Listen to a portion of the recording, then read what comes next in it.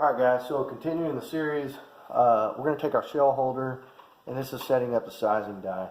Now, full disclosure, this 308 die is already set, and I'm not going to mess with that. What I do have here is, I know we're loading 308, this is a Creedmoor die body. I don't have the decapping pin in it or anything like that. I'm going to show you guys how to adjust the locking ring and the Allen set screw. So basically what you're going to do is, let's just say this is your die body. And what you want to do is run the ram up. Okay. Now I'm going to screw this die body down until it kisses the shell holder. Okay, that's not even close. So typical, this is what we're going to do. We're going to undo the Allen screw. Okay. And that makes this ring, this locking ring, free to move. And what I'm going to do is I'm going to adjust this down until I max out on the shell holder. Okay. Now what I would do is, you see you got this locking ring here. I'm going to tighten that down. Okay, till it's good and tight, and then I'm going to tighten this this Allen screw, set screw. Okay, I'm going to tighten that down into the body. Now, make sure that you have tightened it down enough and that doesn't move. The locking ring doesn't move. Now, what I've done,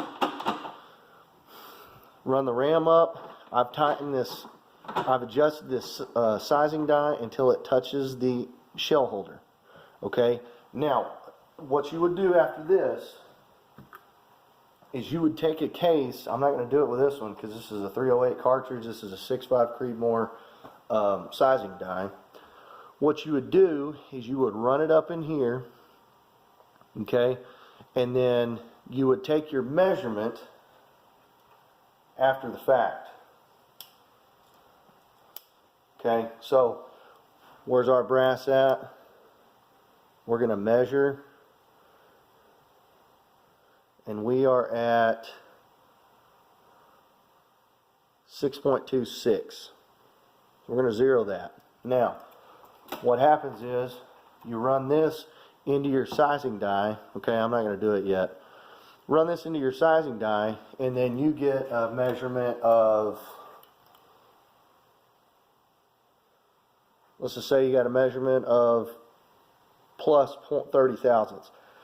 Not very likely, but let's just say you did it. What we would do then, unscrew this.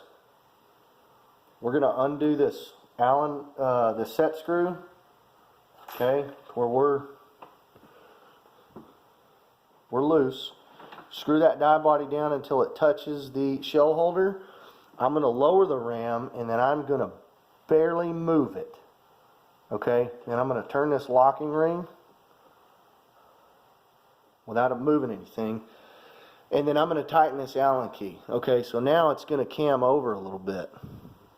Alright, that's going to bump that shoulder down even further. Now let's say that we got a reading of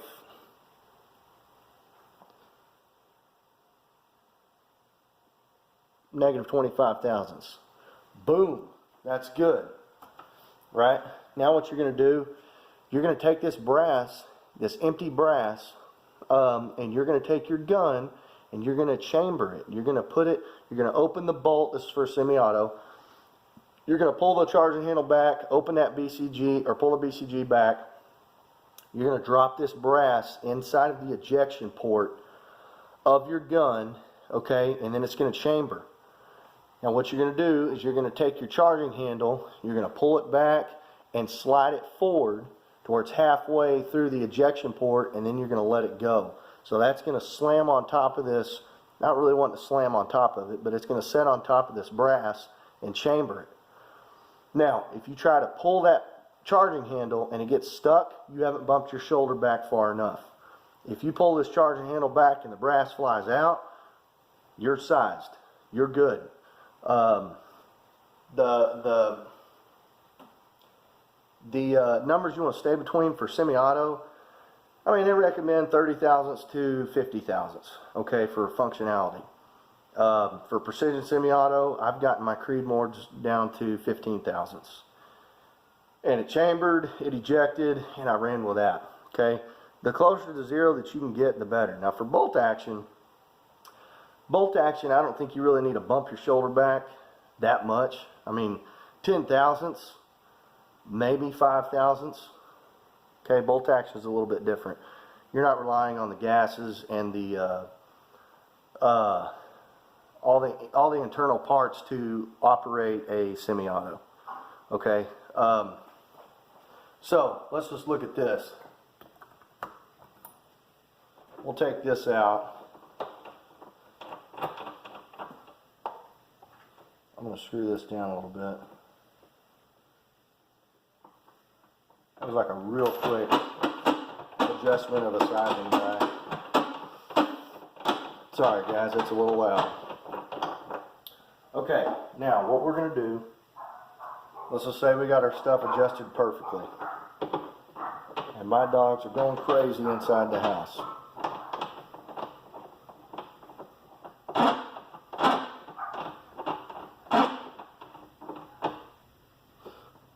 What you're going to do is you're going to take your brass, put it on this case lube pad, okay, give it a little spray. I meant to say this in the beginning of the video, but you always want to lube up your cases before you run it into a sizing die. You don't want them to get stuck. Now, I'm going to take this case, let's just say my die is adjusted very good, okay, I'm going to run it up in there, deprime it, and we're coming out with it. Now we're going to take a measurement based off what we zeroed from last. Okay. It's 0.055. It's a little much. So technically what I would do is I would adjust this case body, or this, this sizing die. I would adjust it to the left, out a little bit. Okay, to where it's sized more closer to 30 thousandths. But again, full disclosure, this is brass that I haven't worked with, and I'm not going to size up. But we're doing this for educational purposes. Anyway, that's how to set up the sizing die. If you guys got questions, comment below.